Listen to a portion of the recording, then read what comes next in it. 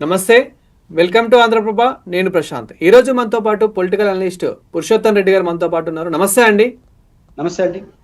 Sir, ఇక తమిళనాడులో celebrations మరి ఇంకా జరుగుతున్నాయి అనుకోవచ్చా, ఆగిపోయాయి అనుకోవచ్చా? టీవీకే పార్టీ నుండి విజయ్ గారు ఘన విజయం సాధించడం మనం అయితే చూస్తూ ఉన్నాము. మరి దీని తర్వాత ఇంకా రెస్పాన్స్ ఏ విధంగా ఉంది అంటే ఏం చెప్తారు సార్? ఎందుకంటే ఇప్పుడు రీసెంట్గా మనం చూసాము, వెళ్ళి ప్రతిపక్ష పార్టీలను కూడా కలవడం జరిగింది. డిఎంకే కానివ్వండి, అన్న డిఎంకే పార్టీలను, స్టాలిన్ని కానివ్వండి, ఇలా సో ఒక్కొక్కటి మనం చూస్తూనే ఉన్నాం. మరి ఏ విధంగా ఉంది పరిస్థితి? ప్రశాంత్ గారు, విజయ్ గారి నాయకత్వం తమిళనాడులో కొత్త అధ్యాయానికి శ్రీకారం చుట్టారు. కొత్త చరిత్రను ఆయన సృష్టించాడు. ఖచ్చితంగా తమిళనాడు రాజకీయాల్లో వచ్చిన ఈ మార్పు దేశం అంతా చూస్తుంది. రీజన్ ఏంటంటే, రెండు ప్రధాన రాజకీయ పార్టీలు గట్టిగా ఉన్నప్పుడు మూడో పార్టీకి స్కోప్ ఎప్పుడు తక్కువ ఉంటుంది. అలాంటి రెండు ప్రధాన పార్టీలను కాదని ఆయన గెలవడం ఒక చరిత్ర. 234 నియోజకవర్గాల అసెంబ్లీలో కనీసం 200 నియోజకవర్గాలు ఆయన ప్రచారం కూడా చేయలేదు. ఆ తొక్కిస్లాట్లో పదుల సంఖ్యలో మరణించిన తర్వాత కొంచెం భయపడ్డాడు. ఆయనకి యంత్రాంగం లేదు. దాదాపు సగానికి సగం పోలింగ్ బూతులు ఏజెంట్లు లేరు. అట్లా రెండోది 2000, 3000, 4000 రెండు పార్టీలు పంచితే రూపాయి కూడా పంచలేదు. ఇవన్నీ కొత్త చరిత్రే కదా. అంటే పార్టీ పటిష్టంగా ఉండాలి, ఓటర్లను మేనేజ్ చేయాలి, ఓటర్ లిస్టు, ఇవన్నీ మాట్లాడుతుంటాం మనం. అసలు ఏజెంట్లు లేరు, పార్టీ మీటింగ్లు లేవు, ఏకంగా ప్రజలు వేసి పడేశారు. అంటే కొత్త చరిత్ర ఇది. కాబట్టి ఎన్నికల్లో సిస్టమ్ కూడా ఇది, అంటే వాళ్ళు ఓట్లు కూడా చేర్పించుంటారు, కొత్తగా పార్టీ పెట్టినాడు. కాబట్టి విజయ్ గారు ఇది సృష్టించారు. అన్నిటికన్నా మించి డబ్బులు పంచకుండా చాలా చోట గెలవడం ఈ కమర్షియల్ పాలిటిక్స్ లో, ముఖ్యమంత్రిని ఓడిపోవడం, పటిష్టమైనటువంటి స్టాలిన్ గారు, ఇవన్నీ చూసినప్పుడు ఖచ్చితంగా విజయ్ గారి నాయకత్వంలో మంచి ప్రయత్నం జరిగింది. వారు ముఖ్యమంత్రిగా కావడం అనే సంతోషం. ఇది అన్ని రాష్ట్రాలకి ఒక హెచ్చరిక, అన్ని పార్టీలు కూడా హెచ్చరిక. మా బుద్ధి పుట్టినప్పుడు చెప్పుకుంటా ఉంటే, ఇప్పుడు ఆంధ్రప్రదేశ్ ఉంది, వైసీపీ మీద కోపం తెలుగుదేశానికి, తెలుగుదేశం మీద కోపం వైసీపీకి వేస్తాం, బాగానే ఉంటుంది. వాళ్ళిద్దరికి ఒక కమాండింగ్ ఉంటుంది, ఏమో మహా అంటే ఈసారి కొడుపుతే రేపు గెలుస్తానే ఉంటారు. అట్లా కాకుండా థర్డ్ ఫోర్స్ ఉంది అనుకో భయపడిపోతారు. కాబట్టి ఖచ్చితంగా థర్డ్ ఫోర్స్ అనేది విజయ్ గారి రూపంలో రావడం, ఆంధ్రప్రదేశ్ లో అట్లాంటి ప్రయత్నం జరుగుంటే ఏమైనా జరుగుండొచ్చు. 20-30% మంది ప్రజలు అసలు ఇష్టం లేకుండా ఓటేస్తున్నారు. మీకు 19లో 23 సీట్లు ఇచ్చారు తెలుగుదేశానికి. వాళ్ళే 164 ఇవ్వడం ఏంది? 5 ఏళ్ళు ఏం బాగుపడిపోయింది తెలుగుదేశం? నేను తప్పు మాట్లాడట్లేదు. 5 ఏళ్ళని మారిపోయినారా అంటే, ఆయన మీద కోపంతో ఈయనకి, ఈ మీద ఆయన కోపం వేసాడు. దీన్ని వ్యతిరేకించే ఒక 20% ఉన్నారు. కొత్తగా మన విజయ్ గారి లాగా ప్రభావితం చేసే వ్యక్తి వస్తే ఆంధ్రప్రదేశ్ లో కూడా 20% ఓట్లు పడతాయి.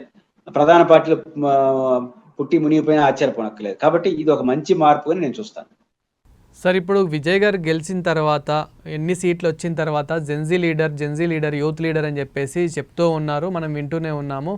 సో ఇది మరి రాజకీయంలో ఇప్పుడు దేశవ్యాప్తంగా రాజకీయ లీడర్స్ మీద ఏమైనా ఎఫెక్ట్ పడే అవకాశాలు ఏమైనా ఉన్నాయంటారా, సీనియర్స్ లీడర్ మీద? విజయ్ గారి యొక్క ఎఫెక్ట్ ప్రతి రాజకీయ నాయకుడి పైన పడుతుంది. విజయ్ గారి ఎఫెక్ట్ కారణం ఏంటంటే, ఆయన రాజకీయ ప్రచారంలో ఒక వ్యక్తిత్వాన్ని ప్రదర్శించాడు, ఒక వాల్యూస్ ని ప్రదర్శించాడు. తాత్కాలికంగా తాను ఏదో అయిపోవాలనే తప్పుడు మార్గాలు ఎత్తుక్కోవాలి ఆయన.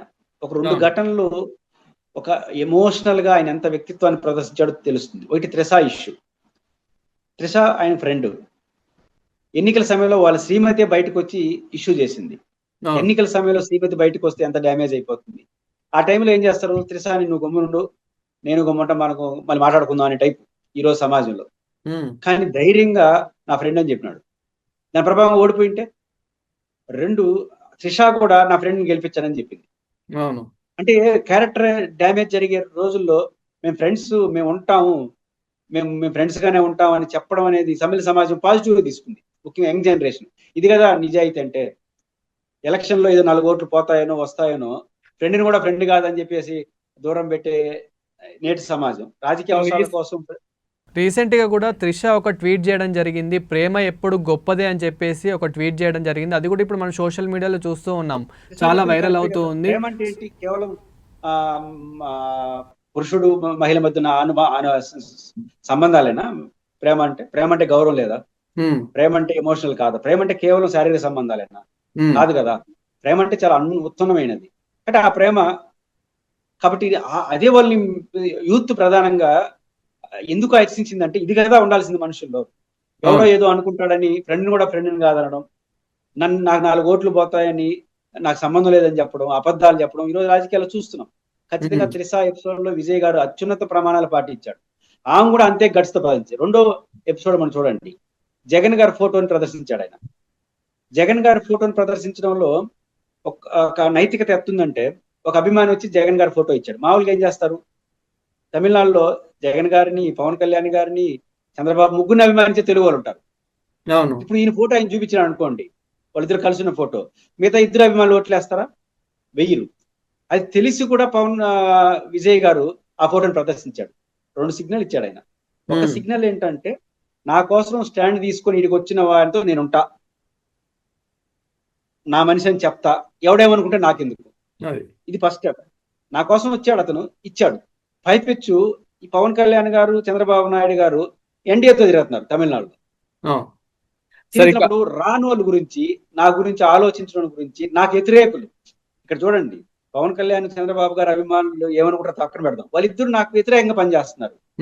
రారు, వ్యతిరేకంగా పనిచేసే వాళ్ళు ఏదో అనుకుంటారని, వ్యతిరేకంగా ప్రచారం చేసి నాతో రానోలేమో అనుకుంటారని, నా కోసం నిలబడినోలేమో అనుకుంటారని, నిలబడినోడిని అవమానించడం వ్యక్తిత్వం ఉన్న వాళ్ళు చేసే పని కాదు.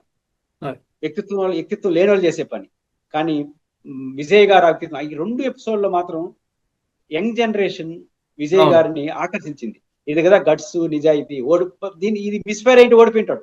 ఒక తమిళనాడు ప్రజలే కాదు, ఈవెన్ మన దేశవ్యాప్తంగా చూసుకునే కానీ అతన్ని అభిమానించే వాళ్ళు ఎంతో మంది ముందుకు వచ్చి ఇప్పుడు తనకి విషెస్ చెప్పడం కానివ్వండి, ఎప్పుడైతే గెలిచారో అప్పటి నుండి, ఎప్పుడైతే అసలు ప్రచారాలు స్టార్ట్ చేశారో అప్పటి నుండి ఇప్పటి వరకు అతనికి ఎంత సపోర్టివ్ ఉందో మనమైతే చూస్తూనే ఉన్నాము.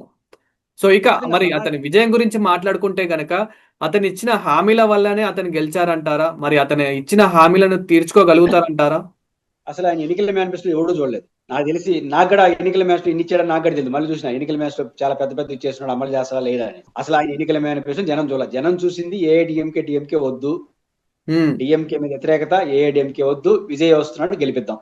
ఓకే. ఇప్పుడు విజయ్ ఇచ్చిన, మీరు చూడండి, ఇంటింటికి మేనిఫెస్టో తీసుకెళ్తాం కదా. అవును. విజయ్ గారు 200 అసెంబ్లీ సెగ్మెంట్ లో ప్రచారం చేయలేదు. అవుట్ ఆఫ్ 233లో 200 ఆయన ప్రచారం చేయలేదు. ఇంక ఎన్నికల మేనిఫెస్టో ఓటు తీసుకోలేదు అక్కడికి. మనం చంద్రబాబు గారు, జగన్ గారు అడ్డు పెట్టుకోమంటారు, ఇట్లే పెట్టుకోమంటారు, చేతులు ఆపకపోవచ్చు ఎన్నికల మేనిఫెస్టో కూడా తిరుగుతూ ఉంటారు. ఈయన 200 నియోజకవర్గాలు క్యాంపెయిన్ చేయలే, సగం పోలింగ్ బూత్లో ఏజెంట్లు లేరు. కాబట్టి నాకు తెలిసి ఎన్నికల మేనిఫెస్టో అమలు అనేది అతనికి టాస్కే. నాకు తెలిసి కష్టం, డబ్బులు అంత లేవు.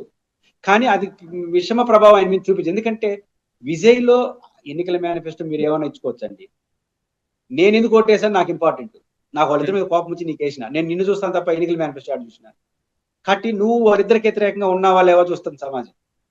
నేను ఓటేసి ఎన్నికల మేనిఫెస్టో విజయ్ గారు ఇచ్చారు, నేను వాళ్ళిద్దరికన్నా భిన్నంగా ఉంటావని నీకు ఓటేసిన. ఇప్పుడు నువ్వు భిన్నంగా ఉంటే నువ్వు ఎన్నికల మేనిఫెస్టో అమలు చెప్పిన నేను ఓటేస్తా.